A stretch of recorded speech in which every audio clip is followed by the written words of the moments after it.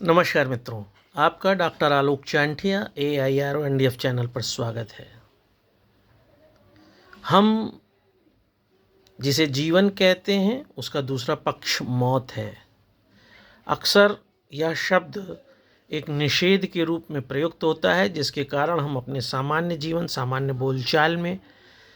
इस शब्द का प्रयोग नहीं करना चाहते हैं, या यूं कहें कि 16 संस्कारों में होने के बाद भी इस संस्कार को किसी भी तरह से शुभ नहीं माना जाता है। लेकिन यह एक जीवन की आवश्यक शर्त के रूप में जीवन के समानांतर सदैव चलता रहता है। और एक दिन जब आप जीवन समझकर चाहे सोते हैं, चाहे कहीं जाते हैं, या आप किसी कार्य में व्यस्त होते हैं, आप नहीं जानते हैं कि समानांतर में चल रहा यह शब्द प्रभावी हो जाता है और एक शरीर निर्जीव हो जाता है, चिर निद्रा में चला जाता है, जिसे हम मृत्यु कहते हैं। यूं तो आप अगर अपने हाथ में कोई भी वस्तु पकड़े रहें और आपको नींद आ जाए तो आप जान ही नहीं सकते कि वह कब आपके हाथ से छूटकर गिर गई। निश्चित रूप से मृत्यु को यहीं से एक आभासी रूप से समझा जा सकता है कि जब शरीर का नियंत्रण पूरी तरह से समाप्त हो जाता है, या दिमाग का शरीर के साथ नियंत्रण समाप्त हो जाता है, जिसका कि प्रयोग आप कभी भी अपने हाथ में कोई वस्तु पकड़कर बैठ जाएं और सो जाएं उससे कर सकते हैं, कि आप जान ही नहीं पाएंगे कि कब वह वस्तु आपके हाथ से छूटकर गिर गई। आखिर वह कौन सी ऊर्जा, ताकत, तत्व है जो उस शरीर के साथ आपके वस्तु को पकड़े रखता है। जिस दिन आप इस बात को समझ जाएंगे, आप वैज्ञानिकता के स्तर पर, दर्शन के स्तर पर यह समझ जाएंगे कि मृत्यु इसी का कुछ विस्तार है। आज यह वीडियो बनाने के लिए मेरा उद्देश्य सिर्फ ये है, क्योंकि अभी मैंने 48 घंटे भी नहीं हुए होंगे, मैंने अपने भांजे को दुनिया से अल्पायु में ही जाते देखा है। और वहीं से मुझे लगा कि जहाँ मेरे जीवन में एक दर्द आया है, वहाँ यह मेरा कर्तव्य भी है कि इस दर्द को समाज में दूर तक ले जाकर किसी व्यक्ति को संवेदनशील बनाया जाए। क्योंकि मृत्यु एक ऐसा शब्द है जिसके लिए किसी शिक्षा की ज़रूरत नहीं है, किसी अनुभव की ज़रूरत नहीं है। पृथ्वी पर जितने जीव जंतु, वनस्पतियां हैं, सभी इस शब्द से होकर निश्चित रूप से गुजरते हैं। मेरे भांजे की मृत्यु में सबसे पहला कारण जब मैं उसे महसूस आपको कराना चाहता हूँ कि बिल्कुल एक स्वस्थ बच्चा वर्तमान में चल रही सर्दी, ज़ुकाम, बुखार की स्थितियों से होकर गुजरता है, वह भी अपनी अल्पायु में ही अकल्ट साइंस या गोपनीय विद्याओं का, गूढ़ विद्या का ज्ञाता भी था। इसी अर्थ में वह जब छठ की पूजा आई तो छठ की पूजा में भी उसे लगा कि शरीर में छोटी मोटी व्याधियों के होते हुए जो परंपराएं हैं उनको नहीं छोड़ना चाहिए। और वह बच्चा पूरी रात पानी में खड़ा रहा, पूजा करता रहा, छठ माँ की पूजा करता रहा, और इसी में वह निमोनिया से ग्रस्त हो गया। ध्यान न दिए जाने के कारण और पूजा के क्रम में वह डबल निमोनिया का शिकार हुआ। अस्पताल में एडमिट भी किया गया, लेकिन तब तक देर हो चुकी थी। और इसी देर में आपको यह समझना होगा कि वह देर क्या थी। निमोनिया की बात जब भी आती है तो हम जानते हैं कि जो हमारा लंग्स है, जो हमारे फेफड़े हैं, जब भी हम दो माध्यम से सांस लेते हैं, चाहे वह मुंह से चाहे नाक के माध्यम से, मुंह के माध्यम से सांस कभी नहीं लेनी चाहिए। इससे आपकी आयु और तेज़ी से घटती है। सांस लेने के लिए हमारी नाक है, नाक में जिसे आप ईड़ा और पिंगला नाड़ी कहते हैं, या बाईं तरफ से जब आप लेते हैं तो उसे ईड़ा नाड़ी कहते हैं, दाईं तरफ से कहते हैं पिंगला कहते हैं, बाईं को चंद्र नाड़ी कहते हैं, दाईं को सूर्य नाड़ी कहते हैं। इन्हीं से होकर जब वायु गले के माध्यम से यहाँ ट्रैकिया पर प्रवेश करती है तो वह ब्रोंकाई में होते हुए फेफड़े में फैलती है, और फेफड़ों में जो रक्त नलियाँ हैं वो उनके अंतिम सिरे पर गुच्छे नुमा संरचना होती है, जिसे एल्वियोली कहते हैं, या बोरे जैसी संरचना होती है जिसमें जाकर रक्त इकट्ठा होता है, और जो आप सांस लेते हैं वहाँ उससे ऑक्सीजन इकट्ठा होती है, फिर यह ऑक्सी हीमोग्लोबिन पूरे शरीर में जाता है और वहाँ से कार्बोक्सी हीमोग्लोबिन वापस आता है और नाक के माध्यम से बाहर चला जाता है। जब भी, अब यहीं पर मृत्यु को समझने की आवश्यकता है, ऑक्सीजन जाने की क्षमता कम हो जाए, शरीर में कार्बन डाइऑक्साइड की क्षमता बढ़ जाए और वह शरीर से बाहर न जाए तो मृत्यु हो जाती है। ऐसी स्थिति में ख़ास तौर से जो लंग्स है, फेफड़ा है, उसमें उसके कार्य करने की अधिकता या कार्य करने के कारण क्षमताओं की कमी के कारण ऐसी स्थिति नहीं रह जाती है कि फेफड़ा ऑक्सीजन को ज़्यादा कैरी कर सके, और अत्यधिक कार्य करने के कारण निमोनिया जैसी स्थिति में फिर व्यक्ति अंत में उस क्षमता को जब नहीं कर पाता है तो व्यक्ति की मृत्यु हो जाती है। ठीक इसी तरह से कोरोना काल में भी आपने महसूस किया था कि जो लंग्स है वहाँ पर जब वायरस पहुँच जाता है, विषाणु पहुँच जाते हैं, तो उस विषाणु के कारण लंग्स की जो क्षमता है, जो म्यूकस है अंदर लंग्स में, फेफड़े में, वो धीरे धीरे ठोस हो जाता है और वहाँ पर ऑक्सीजन और खून के मिलने की जो संभावना है, जो उस मिश्रण को शरीर के अंदर जाने की, वो कम हो जाती या फिर नगण्य हो जाती, व्यक्ति मृत्यु को प्राप्त होता है। तो एक जो सबसे बड़ी कारण है मृत्यु का वह यही है कि आपका शरीर, जितने भी अंग हैं, अगर उसमें से कोई भी अंग आपका जिस कार्यों के लिए बना है वह अपनी क्षमता को ख़त्म कर देगा तो व्यक्ति की स्वाभाविक रूप से मृत्यु हो जाती है। या फिर शरीर में कहीं कट जाए, कहीं एक्सीडेंट हो जाए और शरीर की जो क्षमता खून के कारण, रक्त के कारण, रक्त एक बंद लूप में चलता रहता है, और अगर यह रक्त कहीं से भी निकलने का अवसर पा जाएगा और अत्यधिक निकल जाएगा तो फिर व्यक्ति की मृत्यु हो जाती है। एक बात आपको और जो समझनी होनी चाहिए कि मृत्यु क्यों होती है। मृत्यु जब हम किसी भी पशु जगत में, किसी भी मादा के शरीर में कोई प्राणी आकार लेता है तो आकार लेने का एक समय होता है जिसमें वह बढ़ता रहता है। उस बढ़ते रहने के कारण एक स्थिति ऐसी आती है जब उसे गर्भ से बाहर आना पड़ता है, जिसे आप जन्म कहते हैं। जन्म के बाद भी एक क्षमता ऐसी रहती है जिसमें प्राणी बढ़ता चला जाता है, और बढ़ते बढ़ते एक स्थिति ऐसी आती है जब शरीर तो स्थिर हो जाता है, लेकिन उस स्थिर शरीर के अंगों को क्षमता प्रदान करने के लिए, चाहे वह पोषण हो,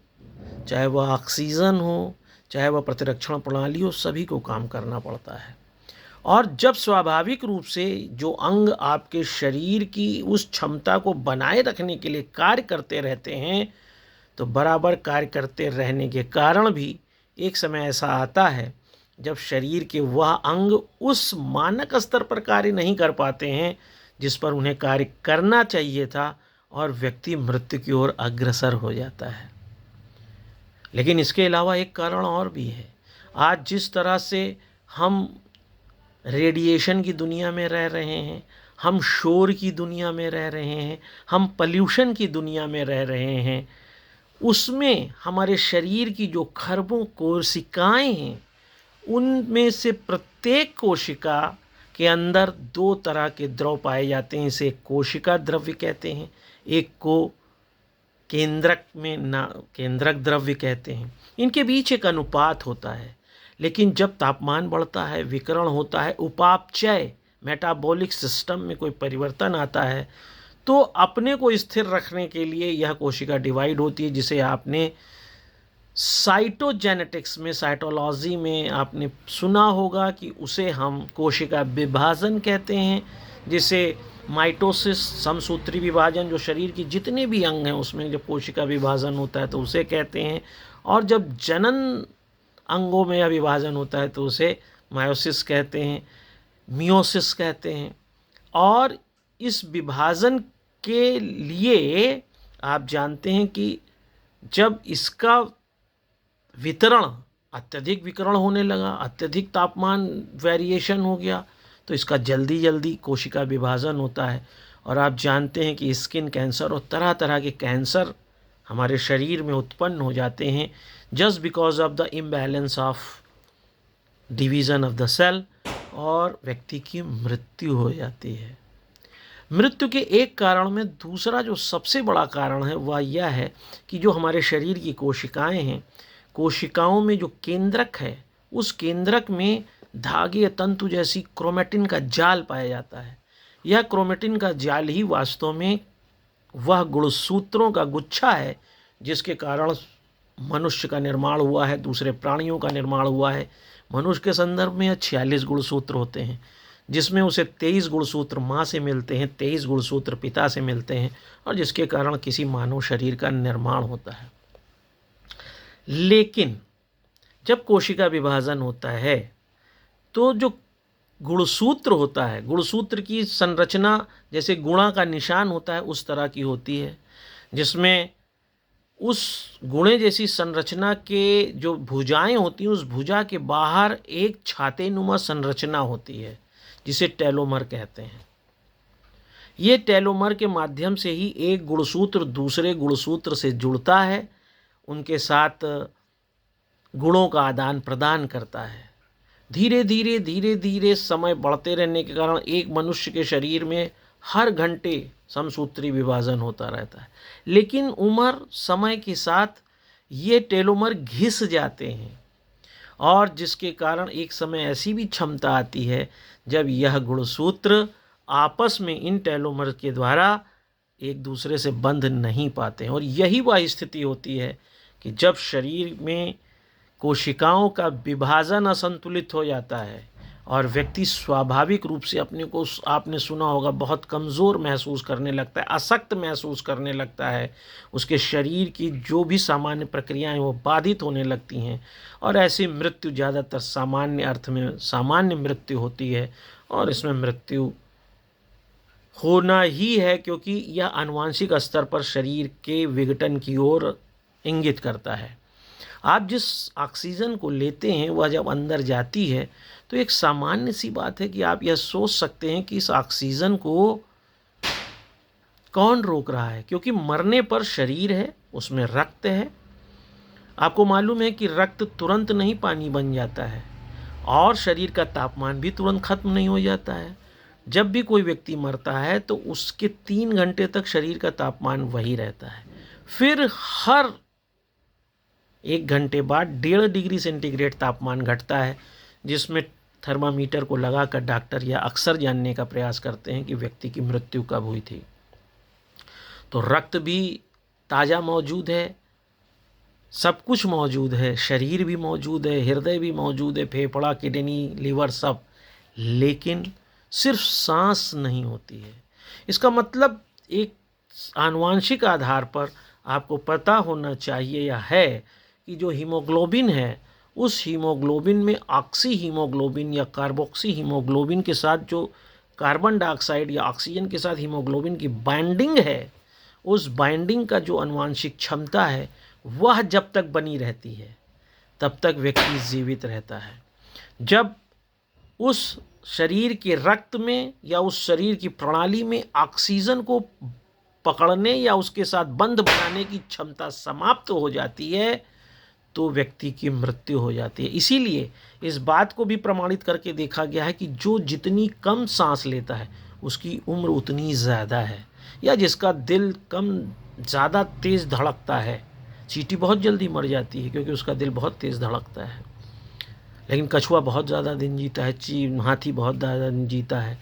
तो एक तो हृदय का धड़कना अगर हमारा कम हो जाए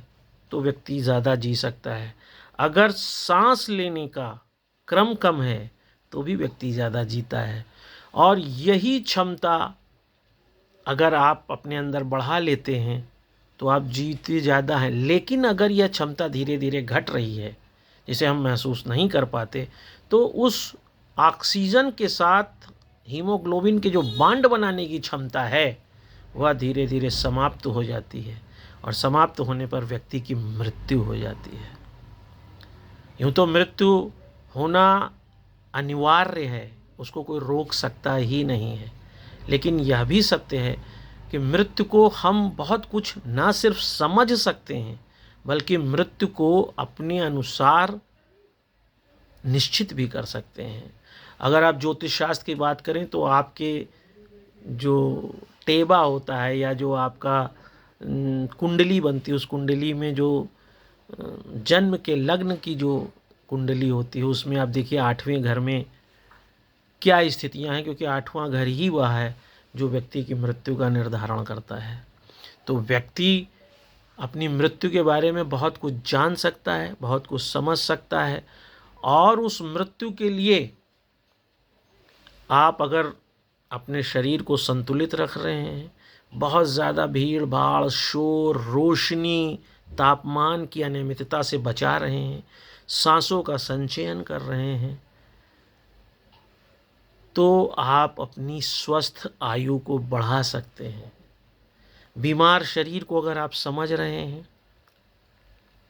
तो आप यह जान लीजिए, आपको मीठा खाने का बहुत मन कर रहा है, इसके मतलब आपके शरीर में लैक्टोबैसिलस कम हो गया है। अगर ये बातें आप समझने लगेंगे तो आपकी आयु भी बढ़ेगी और आपकी क्षमताएं भी बढ़ेंगी। मृत्यु कभी भी किसी भी क्षण पर आ सकती है, लेकिन हम उसको कैसे समझें, इसीलिए मैंने आज छोटा सा वीडियो बनाया है। मृत्यु बहुत सुखद तो नहीं है, लेकिन एक अनिवार्य शर्त है जीवन की, इसलिए सभी को समझना चाहिए। और मैं आलोक चांटी अखिल भारतीय अधिकार संगठन के लिए आपसे यह बात सिर्फ इसलिए रख रहा हूँ क्योंकि मृत्यु को महसूस करिए, और अगर उस मृत्यु को आप महसूस कर रहे हैं, आपको पता है कि किसी बीमारी का परिणाम क्या हो सकता है, तो आप बीमार होते हुए भी अपनी मृत्यु को दूर रख सकते हैं। शायद मेरे भांजे ने यह नहीं समझा